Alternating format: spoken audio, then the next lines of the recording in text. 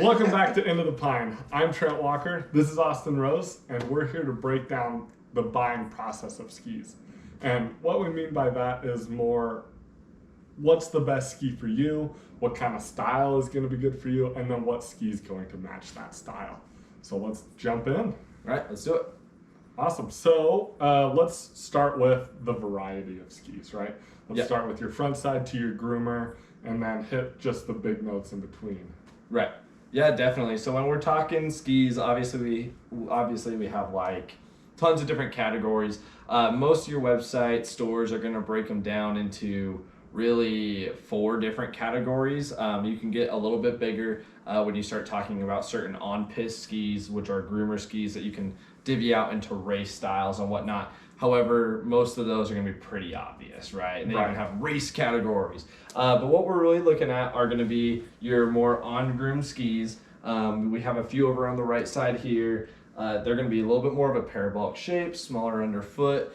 They're great for easier turning, or if you're going into that race style or harder, more aggressive on-piste skiing. They're going to be still easy turning, but stiffer and better for a car, right? Right. Next category you move into is deciding if you want to go on an all-mountain ski, right? All-mountain skis I always find is a very interesting category because it can be a very broad to... Yeah, it looks different for everybody, right? Yep, exactly. I mean, most of the industry will classify something about 80 millimeters and above at waist width there to be up to about like 105, 110 to be an all-mountain ski, right? Mm-hmm. Here in Utah, I jump into like 90 to be an all-mountain ski just because soft snow, right? Soft snow, you need wider skis and it's just gonna be better. So, but these all-mountain skis, you can see over here, stuff like that, Dynastar Legend. We got like a lot of Atomic skis do them. You know, this is the Savage and older ski.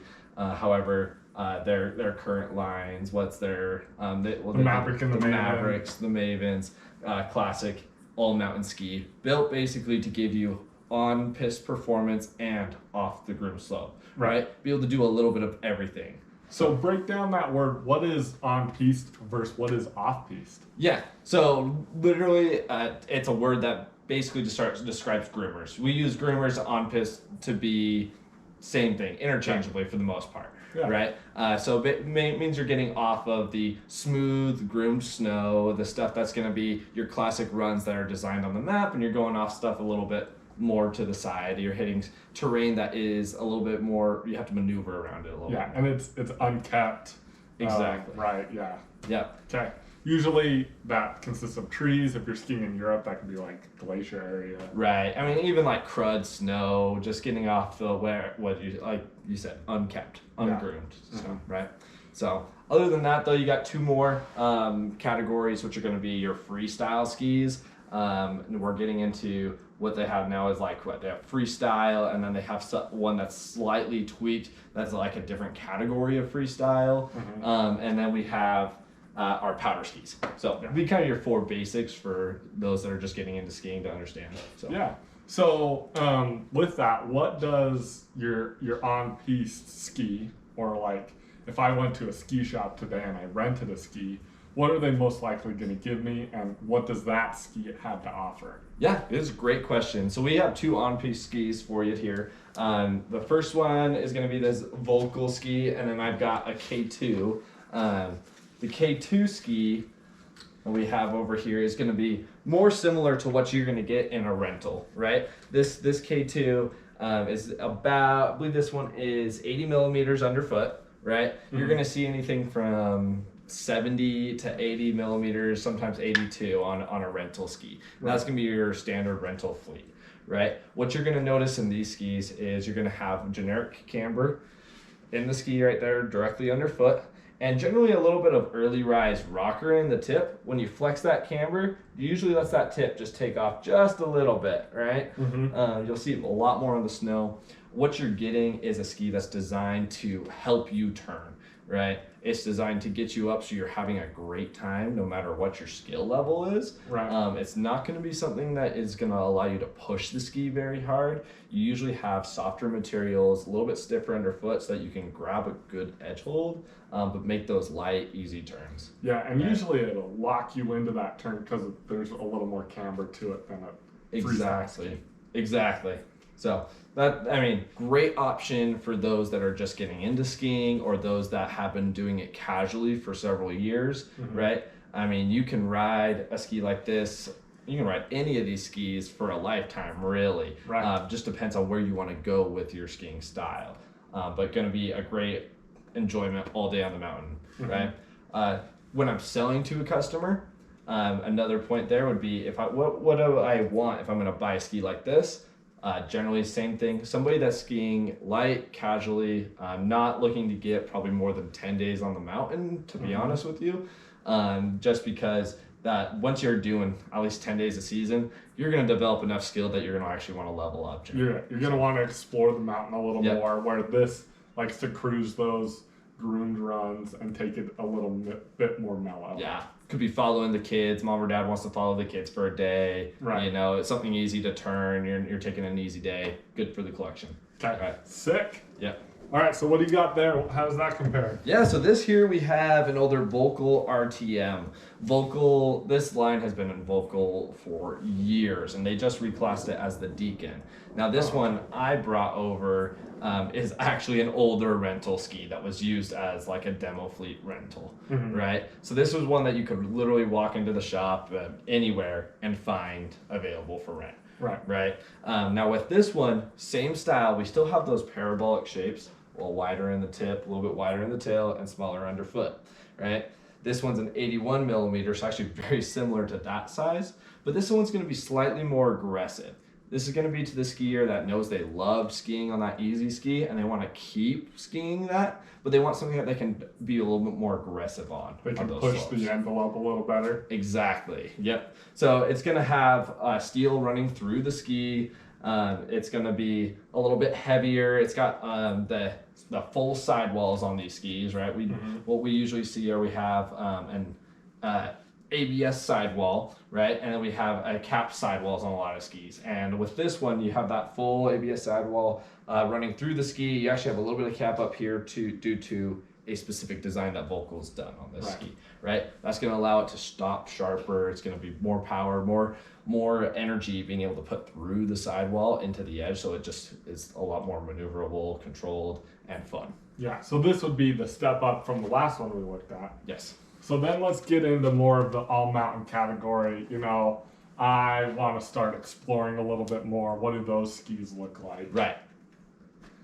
Yeah. So next category, let's grab the Dynastar Legend right here, and we'll start with this one here. The Legend is another one of those classic skis. We have a fun variety of different years of skis here, but another one that you see all over the place. Everyone on the mountain has seen this ski at some point. And if this ski looks a little different or a little off, this has actually become the M3 series that they have. So this is the predecessor. Exactly. So what you're getting in with a ski like this, all mountain ski, we're starting to bump up a little bit wider underfoot. This one is 84 millimeters, right? So we're starting to get into what they call all mountain skis, where you're going to see that you have a little bit less of that parabolic shape, right? The more you go away from the parabolic, the more freestyle you're starting to angle your skis towards, more powder, getting more surface area in a ski, right? So just by that, you can tell what kind of terrain you're gearing yourself to ski on, okay? So you're gonna notice it is still wider in the tip and tail because we still want a ski that performs on groomed slopes, off groomed slopes, but we're gonna have a bit more rocker in the tip there, swoop on the top. Compared to those ones, this has a ton of early runs. Right. And you know, it's not something to be scared of. The best thing about all mountain skis, I recommend them for everyone. I could even put a skier that maybe skied once on the beginners, light, easy skis, and they'll love it on this ski because the design that the companies are using for these are built for people to hop on and get it right away. Right. Right. So you're gonna have usually you have like some camber underneath and rocker in the tip, and you're going to maintain that flat tail on the bottom. That flat tail really helps you maintain that carve and that feeling of being on the groom slopes, and then the tip is what's really gearing you to be able to go off groom, right? Being able to have clearance to go over crud, rocks, go through the trees, make tighter turns, that kind of thing. So this is, on-piste oriented here, off-piste oriented in the tip, right? Yep. To kind of get the blend of both. Yep, 100%. Awesome.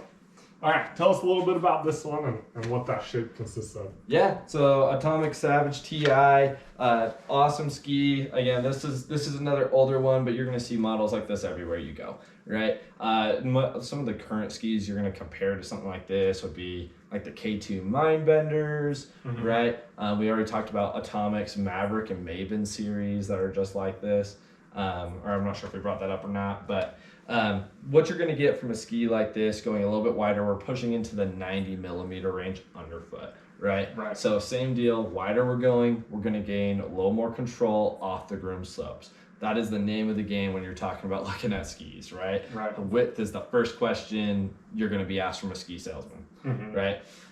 What you're going to get with a ski like this is going to be able to have a little more control going off those groom slopes. You're going to have early rise rocker, right? You're going to have a little more tail rocker on this ski. Not a ton, and you probably wouldn't be able to see it a whole ton in the camera view from here, right? But it's going to start lifting a little bit because you're starting to gear, even just with the width, to going off the groom slopes a little more, right? Now, when we hit that kind of 90 millimeter range, that's when I start to tell people, and I talk to customers about the benefits of that little bit wider ski and how it's not something to be afraid of, right? So had many people that have come in that are used to skiing 70 and smaller millimeters underfoot, right? And they're horrified to going up to 90. They're worried that it's going to impact their turn. Exactly. They're like, am I still going to be able to put it on edge, right? Now, the wider you go on a ski, you are going to need a little more effort, I like to say, not really force. It's a little more effort to be able to just put that ski on edge. It's not going to roll as easy, but it is not hard to put it on edge. No. It's a misconception that a lot of people have. The benefit you're going to get, though, is you're going to feel more stable on a wider ski, right? On a ski that is smaller underfoot, it likes to roll turn to turn. As you start getting a little wider, you're going to see yourself pointing it a little bit more, being able to feel more stable at speeds, more stable just around the mountain because the ski has a little more surface area. Yeah. And, those smaller or those narrower skis, they're going to have tighter turns, right? They like to skip from one turn to the next turn quickly. Exactly. I love to think of it like an ice skate or something. I like to use the term roll because you're really just going from edge to edge. You're never not on an edge on smaller, thinner skis underfoot. Right. So it's a great feeling if you love that turn, right? But if you want something a little more for traversing, being able to hit the whole mountain and get it around a little bit, going with something slightly wider is generally more beneficial for that. Awesome. Yeah. All right, jump us over to these next couple. All right. So this one we got here is a forefront ski. Actually, Trent, I'm gonna let you tell a little bit about this. Trent has an extensive amount of knowledge when it comes to forefront and just getting into freestyle all mountain skis. Why don't you tell us a little bit about this one? So this is actually my wife's ski. It's awesome, but it's coming in with a very similar shape to what we've talked about, right? We've got early rise here, good camber here, and we don't have a ton of rocker in the tail. What makes this a little more freestyle oriented is we're coming in at a 99 waisted ski, right? And that width is going to help the traverse, the exploring, but the ski still doesn't lack on piste. It can still grab really well. This is the MSPW, but now it's called the MSPCC, which stands for Contour Core. But one of the biggest features of this ski is just how much early rise you have and how wide that tip is, because this is going to give you the on-piste performance, the groomer performance to really get a good carve and a good turn. And then they make this a little more extreme so that when you're off-piste, when you're in the trees, you're able to get that float and that control, that maneuverability that you're looking for. Right. Now I want to hop in here and mention something that we haven't talked about just yet. But if you are looking at buying a pair of skis and you are serious about getting into the sport, everything we've talked about before this line and everything we've brought has had a system mounted binding. And it is a big deal when you start getting into these more freestyle all mountain skis, even the range of that Atomic. You're going to notice that the price of the ski itself goes up. You're not going to see as many of these system mounted deals where you're really going to be able to take advantage of buying a ski that's already got a binding plate mounted to it. You can buy stuff smaller without that, and I generally recommend to do so if you are a good skier. However, with something like this is where you're going to see a variety of options to buy. Right? So the reason I bring that up is there are a few things you don't want to skimp out on. And what I look for on a ski like this is looking for, again, that full edge sidewall. Right? If you're buying a ski that is 99 underfoot, got a capped edge sidewall, it's going to perform different from even the one you see here, right? Yeah. You're going to see a little more geared towards freestyle skiing. You're not going to have the same edge control responsiveness that makes this ski perform just as well as some of the ones down the line. Right?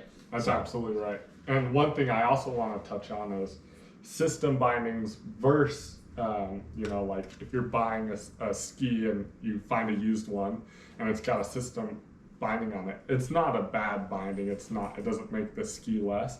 Sometimes though it can add weight and it can take up a bigger footprint on the ski. Right.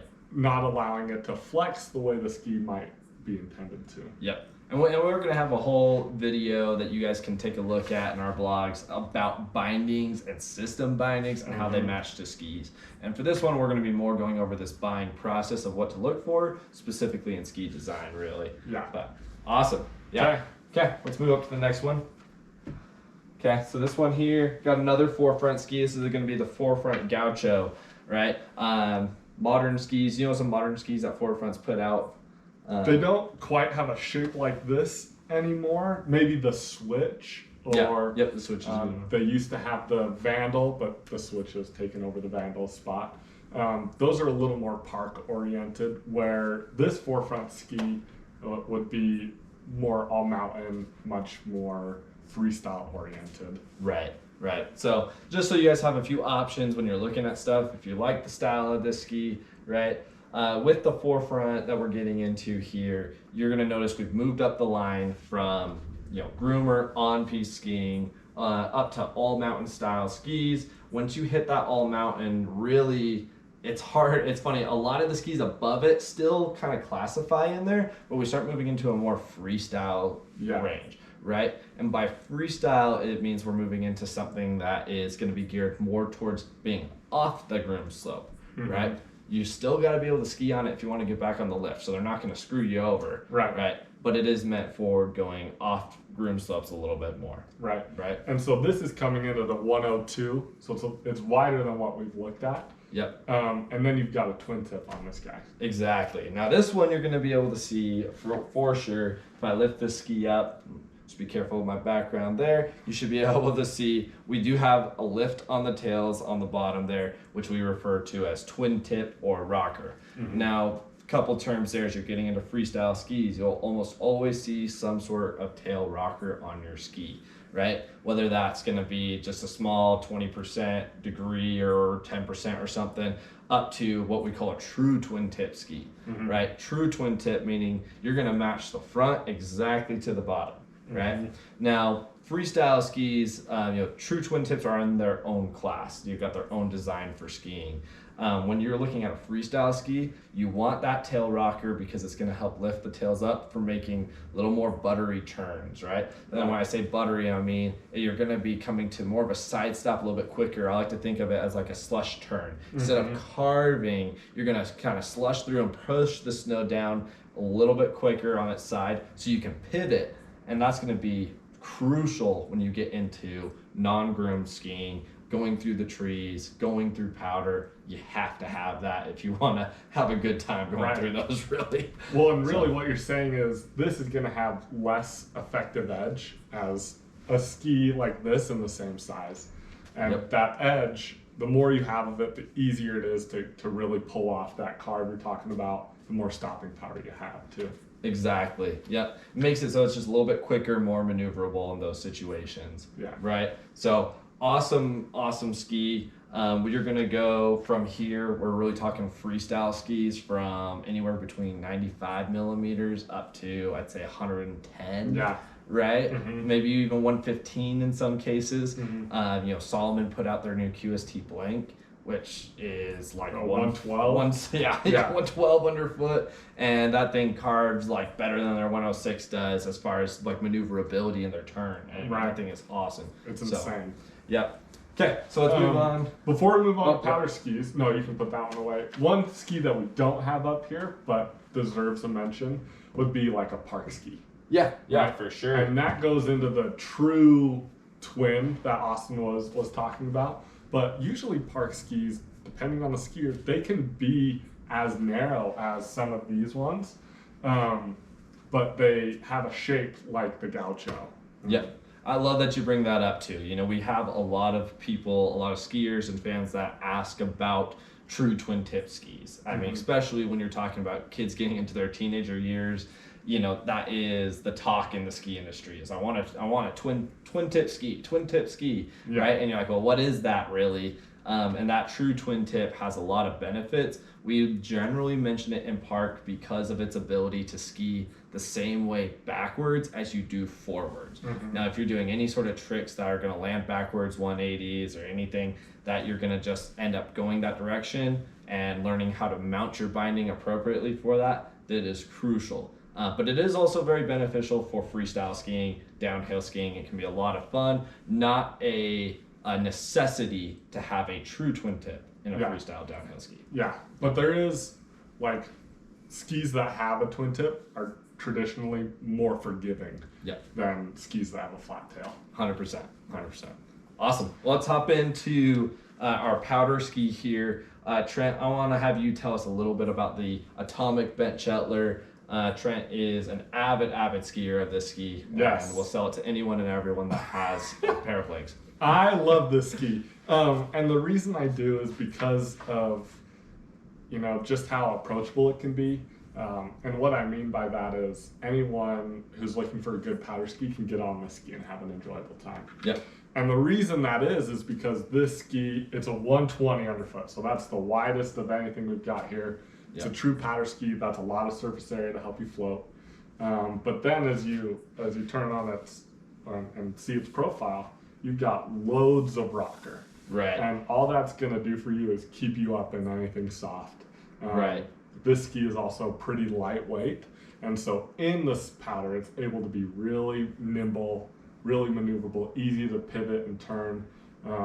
Chris Bent Chetler designed these. And if you see him ski, that's what he's all about. He's all Yep. about spins and being able to be as nimble, as light as you can. And even though like I don't do anything super crazy, but I can still feel and benefit from the style of this ski where I choose to ski it. Right. And tell us a little bit about the tail rocker on this ski, because this Yeah. is like, I mean, you flip this thing upside down and you're not even going to know it's upside down Yeah. besides the binding, right? Right. So the only difference between the tip and the tail of this ski is the graphic, and the tail is 8 to 10 millimeters narrower, Right. which is like, that comes out in the wash, right? No one's even Yeah. going to notice.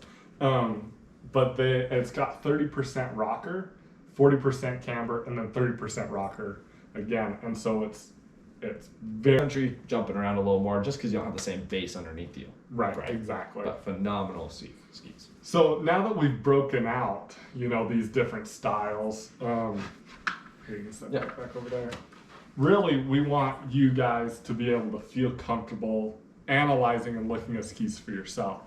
So now you got to ask yourself, what kind of skier am I, and where do I want to go? What do I want to progress to, and then what ski is good for me? So. Right. I'm going to give Austin a couple scenarios so you can see how Austin breaks it down in his head for a consumer to find the best ski for them. Yeah, 100%. So if we'll just say me, who I am. Yeah. I'm an, aggressive advanced skier. I like to explore the whole mountain. I spend a good a decent amount of time on groomers, but most of my time is in the trees or trying to explore. So really, what would I want? Right. So a few things that I want to point out there before I even ask you questions is going to be, what did Trent already address to me, right? Normally I'd ask him this, Trent, it is, what level of skier are you? First thing you need to determine, are you beginner, intermediate, advanced, right? Easy way of also thinking is generally that skier type 1, 2, and 3 can help you find that. However, it's not going to be directly related to how advanced you like to ski. You can ski very aggressive as a beginner skier sometimes, right? Super so just keep that in mind. So that's going to be the first thing there. Second is, where are you skiing? Where on the mountain in specific, right? So you can choose, statewide we do have different things. Worldwide we have different kinds of snow. However, he's telling me, a little bit on the Groom Slopes. I'm in resort, so I'm going to be on them at some point, right? Yeah. But I want to be off of the Groom Slopes as much as possible, really, right? Third, ski style, and where do you want to go with your skis, right? How do you want to develop? So with what Trent is telling me, that he wants, he's an aggressive skier. He wants to be off the Groom Slopes, but still have some control in them, right? So, aggressive skier generally moves me up to something going to be a little bit taller in a ski so he can ski faster, right? Generally looking a little bit wider so he gets that stability in a ski, okay? Where does he want to go? Off the Groom Slopes. Again, width in the ski. He wants to be a little bit wider so he has that stability off groomers. But, if he is wanting to have something to traverse the whole mountain, he doesn't necessarily want to go full powder ski with that. Right? Generally, a powder ski is a great ski for the quiver, not a one ski quiver. Yeah. Oh. So you should coin that phrase. That's amazing. So he wants to be looking a little more towards the all mountain skis up into a freestyle ski, right? And then third is, what does he want to do? What's his ski style, right? And that's where I would ask Trent, right? Well, what do you want to get out of your ski here? What are you looking to do? How are you wanting to perform? Where do you want to be in the next couple years? Right. And then for me, for me personally, I would say, I want a ski that's going to help me progress as a skier. Because I'm aggressive, I want something that can handle what I'm going to be doing and how much energy I'm going to be putting into the ski. And then where I want to ski, we kind of already covered that. But the more off-piste I can get, the better. Right. Yeah. Now, that's what Trent would say if he were a customer, but what he's really telling me is that he's better than me and he can pick what he wants. Right. So, no, where we put Trent with that is, I think we're kind of all following obviously near this end of the skis. Of the ones on the wall, we're talking like the forefront gauchos is what I would go to. Yeah. Right. I'm putting him on something 100 millimeters up. Being that he wants to be off the Groom Slopes, he wants to be aggressive, he wants to have that control, and he wants something that's going to be able to give him the maneuverability to get around the mountain, right? So that's where I'd fall in that category. Okay, let's do one or two more. Yeah. Let's say I'm an 18-year-old. Let's throw a female rider in here. Let's do it. Okay, let's say I'm 21. Yep. 21-year-old female rider. I've been riding for 5 years. Okay.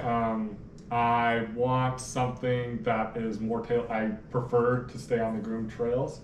I'll wander into the trees, but I'm not spending the majority of my time there. I like to go fast, but I don't like to be out of control. Yeah, great. That's perfect, right? So what your ski salesman is going to ask you there again, right? What's your ski level? How aggressive are you?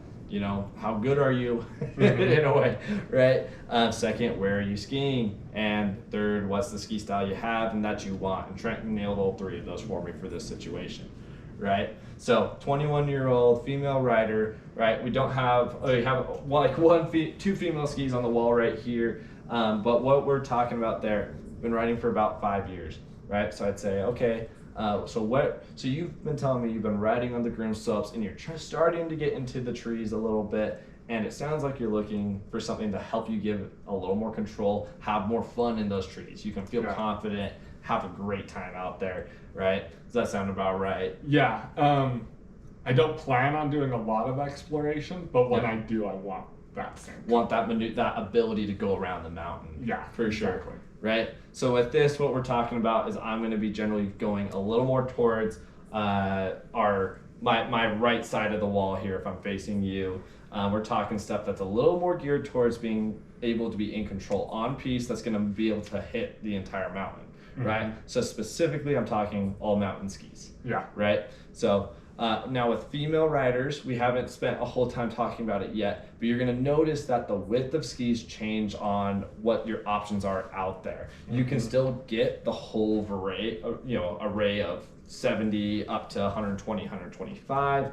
You're going to notice most retail stores and websites are going to carry stuff up to 100, 110, 115, being that females are generally lighter, smaller, and have just a different build than men. Yeah. And what I love about that is they design them for female riders, and it's amazing, right? So I'm going to be looking at something a little more all mountain. I would probably be gearing you towards a ski that's about 80 millimeters underfoot. Okay. Right. Talking something like the Black Pearls, right, from Nordica, Blizzard, and Nordica's got the Santa Anas that are very similar skis.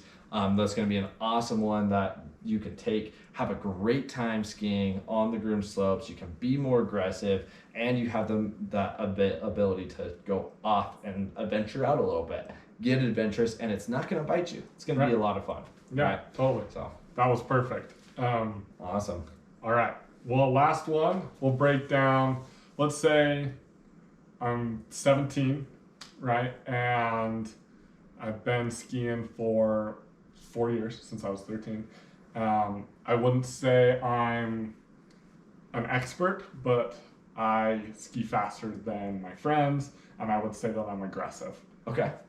Awesome. So one of my favorite things with customers is talking and getting a feel for who they are. And this is the same for if you're buying online for yourself, knowing who you are.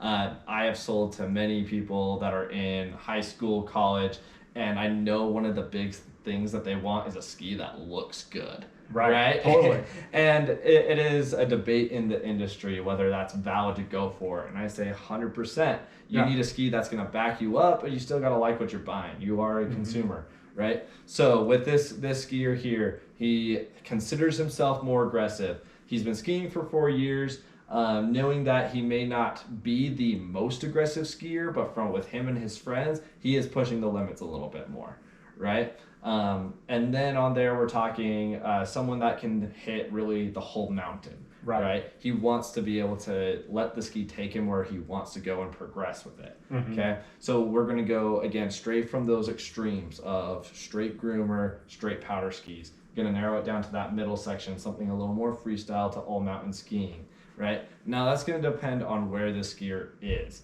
okay? So if he is going to hit those hard powder days, and I may ask, how many powder days do you try to ski a year? Are you trying to get up there right when it dumps, or are you going to be skiing just like the entire season? You want one ski to hit it all. Yeah, and I'm mostly going up like after school with my buddies. I'm night skiing. We spend a decent amount of time in the park. Awesome, right? So that really helps you narrow that down. Great questions to ask yourself of when you're skiing and where, right? And with that, if I had a park ski up here, that's where I'd start looking. Okay, right. But in this situation, something very similar, I'm going to be looking towards an all-mountain freestyle ski that's going to have that tail rocker, a little bit, it's going to have a lot of tip rocker, a little bit of tail, and some good camber underneath. Now with the ones we have up here, we do have this 102. I'm probably going to push him anywhere between 90 to 105 in those skis. Probably a little more like right around that perfect 100 is where I would really like to put that skier. So then something like the Armada Idola would be great for this type of skier. ARB 96. That'd be awesome. The Bent Scheller 100 would still be pretty good for this person. Yeah, exactly. So great questions, and hopefully that helps you guys narrow down a little bit of how you might go through the sales process. Yeah. And after, us talking, and hopefully you guys learned some things, if you still have questions or want to get down to a little bit more of the nitty gritty, go onto our Ski Finder page and feel free to fill out that information. And we can personally help you find something that would be awesome for you. Definitely. That'll give us the option to really reach out. You can talk to Trent and I personally to give you the best recommendation of what you need, want, and can find on the market. Right? So thank you for joining us, and we're going to journey with you further into the pine.